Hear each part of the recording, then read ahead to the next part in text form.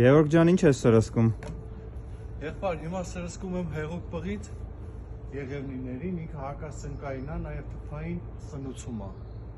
Երբ որ թեկուզ անձրևել գա կամ ինչ-որ մի բան լինի, այդ սնունդը նույնը լցում է արմատներին,